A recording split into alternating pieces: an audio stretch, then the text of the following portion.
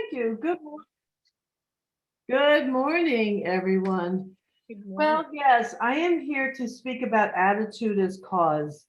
It is probably a lesson that inadvertently gets taught all the time with science of mind lessons, but I really want to focus on that idea that our attitude is cause. It is exactly the same thing when you say beauty is in the eye of the beholder, right? Have any of you ever seen the picture, a mother or a grandmother showing you a picture of their brand new grandchild and they're all excited and they're like, oh, oogling and ogling, and you look at that baby and go, ooh, right? We all see our children and grandchildren as perfect. I remember when my first son was born, I had no idea his forehead was completely pushed back. He had a total cone head, which I didn't see till like weeks later. And I looked at the photos and I went, ew, I was blind because I was in love. But right, I see some of you laughing. You mean that it does happen. Attitude is everything.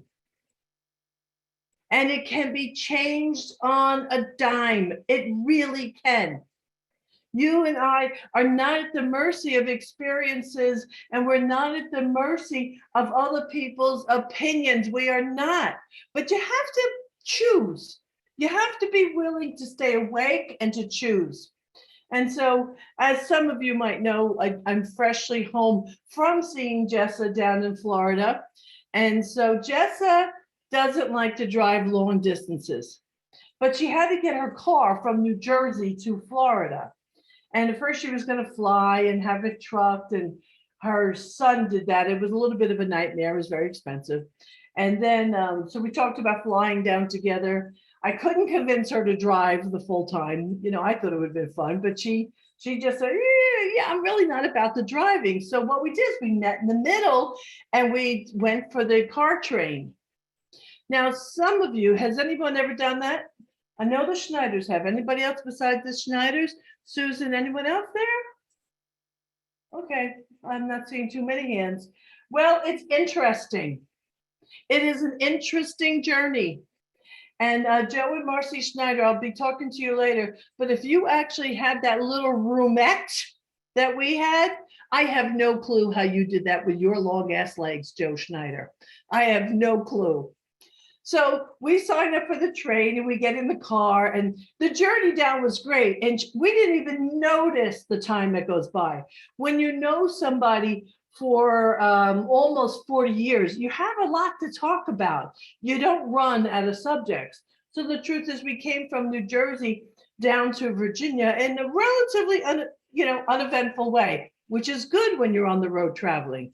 There was no traffic, there were no accidents, there was nothing that caused us to be late or change it. Although at one point I thought we had talked about stopping for lunch. I'm like, yeah, I don't want to be late because then they close the gates and you can't get in. So we go there, we arrive, it's mindless. Oh my God, they have this down to a system. Really easy, smooth system. So we go down there and we get our numbers and we're sitting, we wait, and then we're ready to get on the train. A little different than when you're boarding a plane. And so we get on and we're carrying our own luggage. And the guy says, yep, go down here, go on this car, make a right, go up the stairs, make another right.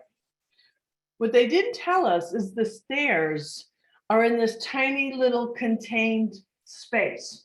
They curve upwards in a very tight way. I wish to God I had my camera out.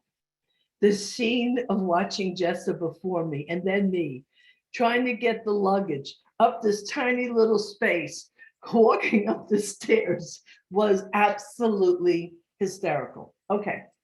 Then what happens is we get to the car. Now yes, it was like Lucy and Ethel. It was completely, I don't know who was Lucy and who was Ethel, but it was like that. And so I I don't know if I've never been on a train. I love trains. I love going for long rides. I've never slept on one. So my images are like from the movies with these luxury cars and the beds that come down and all the sitting room. Not so much. Not so much. Now they have a larger room, they call a room, but we had a roomette. So that gives you an idea right away.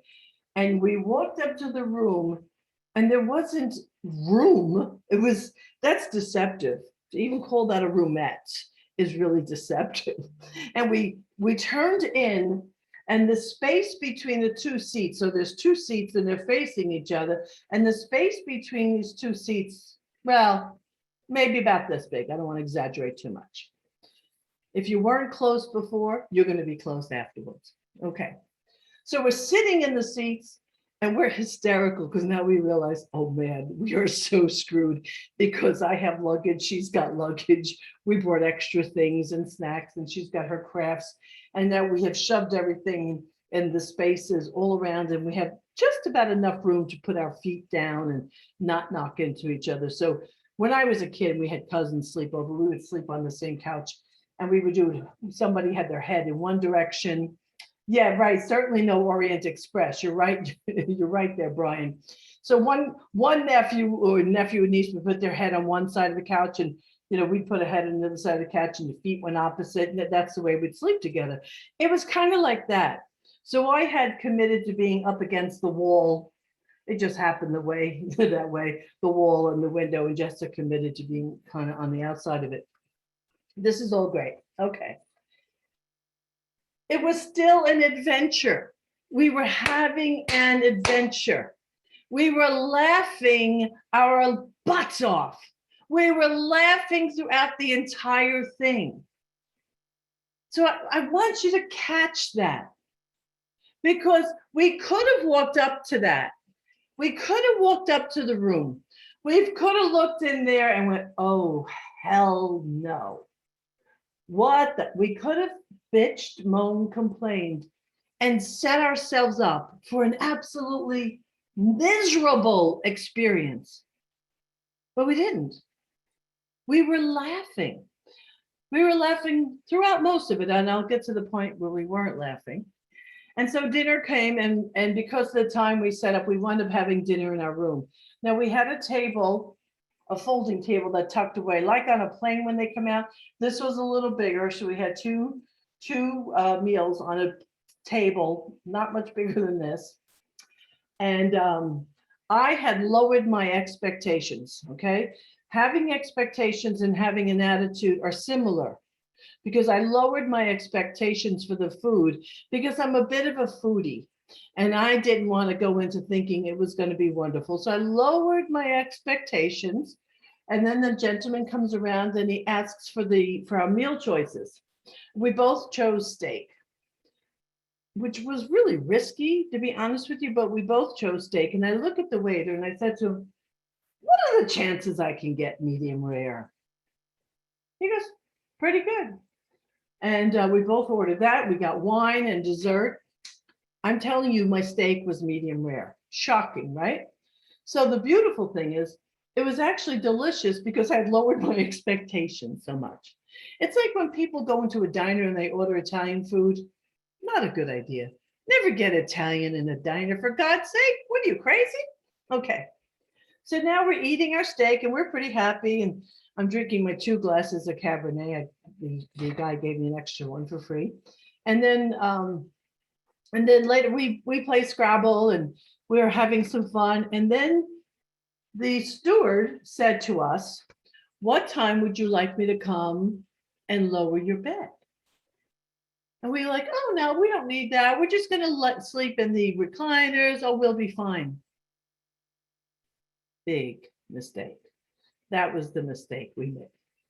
So what happens is you go into these cars and those recliners, they're supposed to go down and meet in the middle, and then they put a mattress across it, and then there's a bunk on top. But we didn't want him to do it because we thought, oh, we'll be fine. We were not fine. We fell asleep for a little bit. Marcy and Joe are laughing at us because they know this experience. So he comes at 10 o'clock. He said, are you sure? We're like, oh no. At 1 o'clock in the morning, we are trying to move the beds into position because we are absolutely in pain and miserable. So, but we're laughing.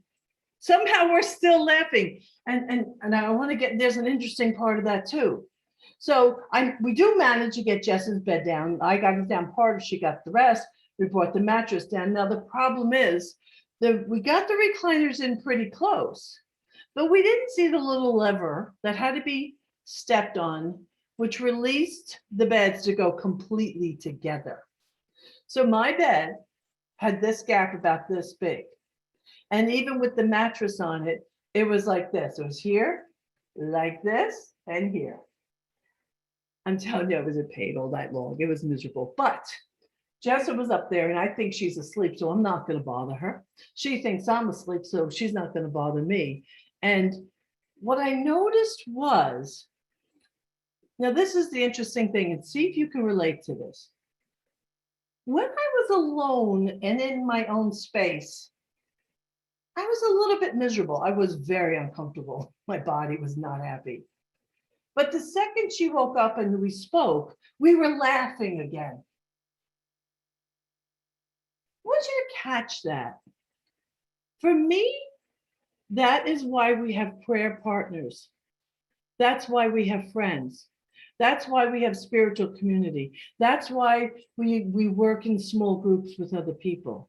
Because when we're connected, there's more of a flow, a love, a possibility, a vibration. Because we did wake up a couple times during the night, and I'm telling you, every time we were aware of each other being awake, there was laughter to be had. But alone, it's like I disconnected, and I went into my own miserable rah, rah, rah, okay? But here's one thing I knew. We caused that because we thought we knew, so we refused the help. Are you catching this? We refused the help that would have made it possible.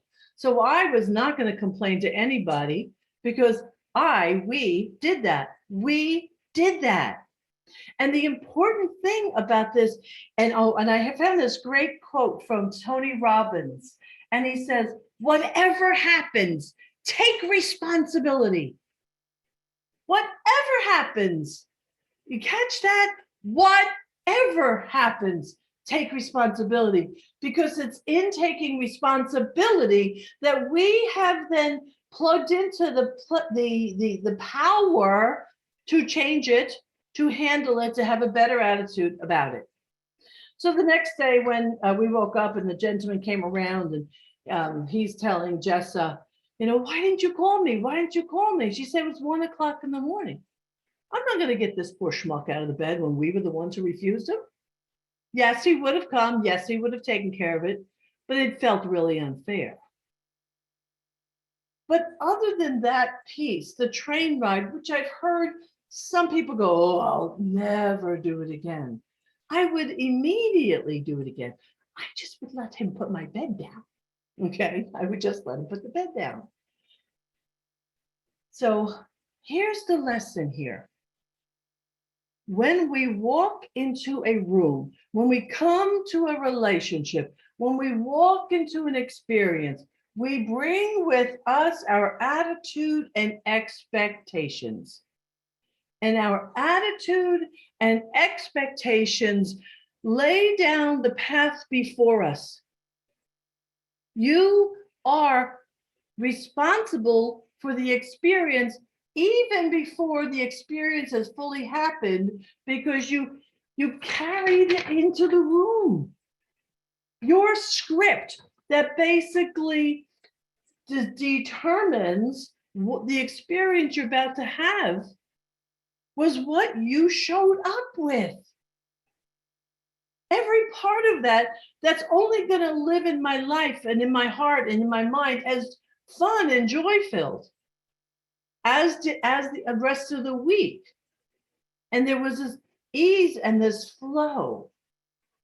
Now, on Friday, we had said, okay, let's go into St. Augustine and go see the old town and all these things. And then we didn't go. And a couple people said, "Oh, you're going to miss it." No, I'm not, because we were so present to being with each other, to be honest, and so present with what was showing up before us that the whole thing was pleasurable. Everything is relative. Everything is relative. It is the same thing. And I heard fantastic conversation this morning. I'm gonna be a cheerleader again for Science of Mind Sunday mornings.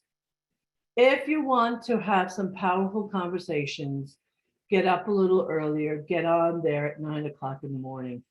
It just really, the community is beautiful, the support, and you get to be in your own world, and yet you get heard. So I'm just going to say that. But this is the same thing. Think of your attitude as a frame. Okay. Now, Bill Sarnowski, the resident, well, and Evelyn, I can't just say Bill and Evelyn, who are artists here, you know that the right frame around a painting changes your experience of the painting, or anyone who owns artwork. You know, you can just put one of those little cardboard, what, I forget what they call them, around a picture and go, but you find the right frame and you look at this thing, you're like, oh, that's the experience. Your attitude is a frame. What the life inside of it is the effect. This is what I've been saying all along, even about the COVID experience. You are in charge. You still remain in charge. Whether you want to, and I'm just going to call out all the elephants in the room right now, whether you want to get vaccinated, whether you don't want to get vaccinated, whatever that is, do so consciously. Can everyone please hear that? Do so consciously, and do so without using it as a measurement to make someone wrong. Let's stop making people wrong. What do you think about that? What if we just chose to love everybody and to respect their choices? Now, their choices don't mean you might decide, well, yeah, I don't want to be with you. Okay. Because I guarantee at this level of teaching the people here, everything has a consequence. And so if one chooses not to get vaccinated, there's a consequence. And the consequence might be someone doesn't want to be in your company. So as long as we're doing this consciously, I want you to hear that. But let us not join the world in creating categories and silos. Let's not have an attitude against someone because we don't agree with them. Dear God, please, let us just love them in their own little silo. In their own little silo. Staying aware and conscious is absolutely at the heart of who we are. Staying aware and conscious. We all lived through a very interesting political season a year ago. Talk about an opportunity to create separation. Lord have mercy, was that real? Okay. And now that we've been traveling around the country a little bit more, it's kind of interesting. We were just, yes, I think I spoke to you since. We were in Unity Village, in beautiful Unity Village, which is this spiritual community. It's, they have the prayer tower there, and we're sitting in the bookstore and somebody walks in with a gun on his belt. And I'm like, well, I didn't expect to see that today.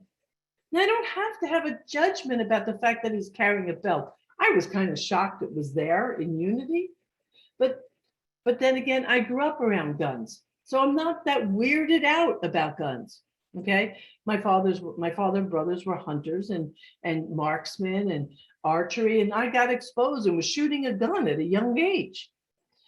Now that's different than me thinking we should all be carrying automatic weapons. Trust me when I tell you. But it's the attitude with which we show up and see something. Your attitude causes your reality.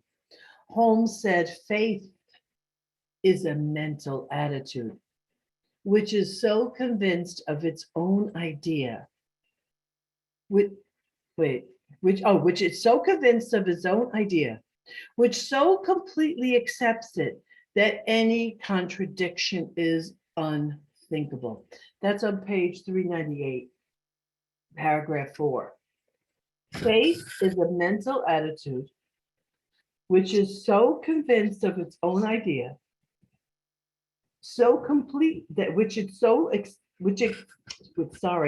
completely accepts it that any contradiction is unacceptable, unthinkable. So choosing to be open-minded, choosing to be available, even when, and here's the thing, we have attitudes about ourselves, and we have attitudes about ourselves that we have adopted from the world. Some people have convinced you of your lack of worthiness. They didn't mean to, it came out that way. But you and I must question, we must question everything. Because a lot of the influences that are touching your life right now, a lot of those influences, I have news for you, they're very likely not yours. You catching that? And because, see, what happens is our subjective mind, that's where we meet. And that's where the collective unconscious also comes in. So we must, when we have a thought, a reaction, a pulling back, ask yourself, is this mine? Is this mine? And really think it through. It maybe just came from one of your siblings, your mother, your father, your schoolmates. It could have come from anywhere. But to have an attitude that says, I am open to thinking and rethinking. I am open to being completely conscious and aware, and then allowing good to find you right where you are.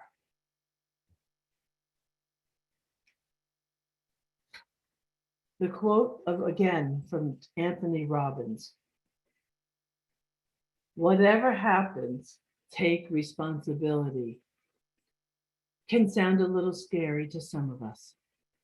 But in taking the responsibility, I promise you, you also position yourself to be in power. Power for change, power for transformation, power for evolution, power for elevating yourself, but not if you think you're at the mercy of. That cuts off the energetic availability to that which transforms us. Because it's like consciousness we spiral upwards when we allow it. And so if we let doubt, fear, and worry, which is an attitude, be the God that we worship, then it closes down. It's almost as if it puts a glass ceiling on our ability to rise up. You catch that? Doubt, fear, and worry puts a glass ceiling, and then we're banging our head and we're wondering what the problem is.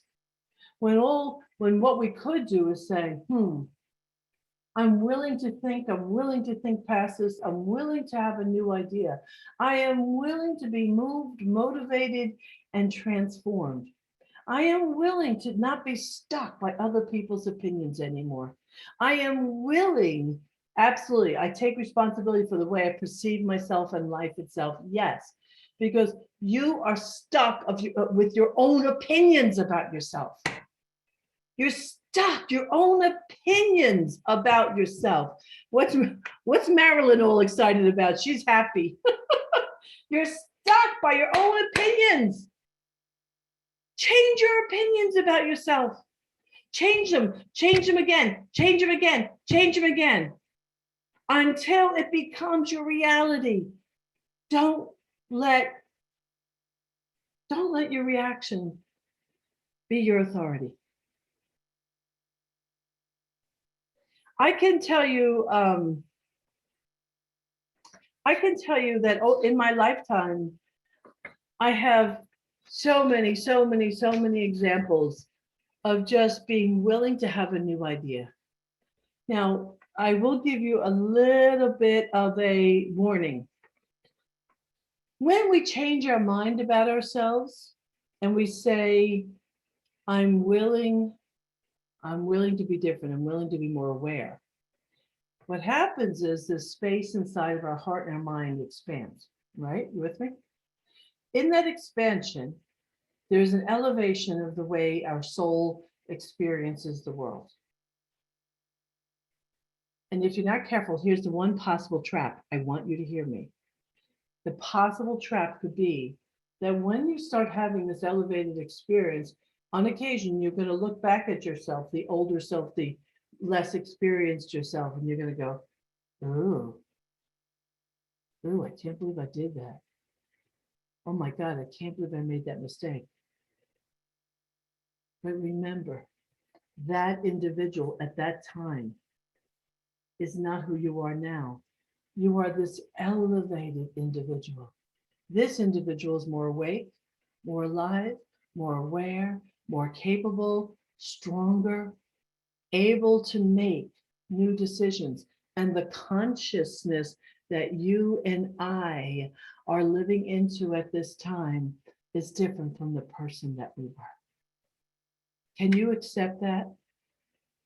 And will you, and I'm begging you to, will you forgive yourself for who you were? Because you probably made some mistakes. You probably, yes, when you know better, you do better. Absolutely, Ty. You probably said some stupid things. And you probably made some stupid decisions. I'm using that word on purpose because that's when you look back, it kind of feels that way. But it is not who you are if you're choosing to shift and expand your consciousness and your awareness. Attitude is a cause. Yes, I forgive myself for what I did when I did not know better. Yes, and I'm going to add something else. You all know I do these forgiveness courses all the time and I train these forgiveness coaches. I'm going to add one new piece that I've been using with my clients. When you're practicing forgiveness, when you're forgiving even your mother, your father, the people that you think harmed you, also forgive their parents, their grandparents, their great grandparents. Forgive the lineage. Ooh, okay, chill. Forgive the lineage. If you're going to be a change agent, it has to be up and down, all along the line. Forgive yourself, parents, influences, their parents, grandparents, great-grandparents, and their influences. My mantra is, I forgive everything in every direction of time and space. Yes. So now your attitude cleans everything up. It cleans everything up. You now become this walking, talking symbol of forgiveness and possibility. That's an attitude where love can come in. That's an attitude for transformation. Can I get an amen? Okay. Real quick, any comment? Any question? Any comment? Any question? Put it in the chat, if you will, Susan. Put it in the chat. If you have a comment or a question, put it in the chat. Yeah, I forgive myself for not knowing what I didn't know, but now I know. Yes, yes, yes, yes. I hear someone else typing also. All right. Beautiful.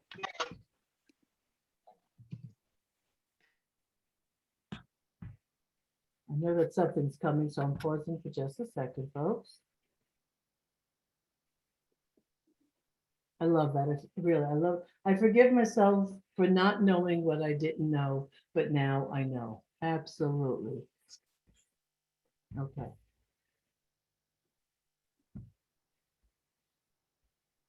You still writing a question, Susan?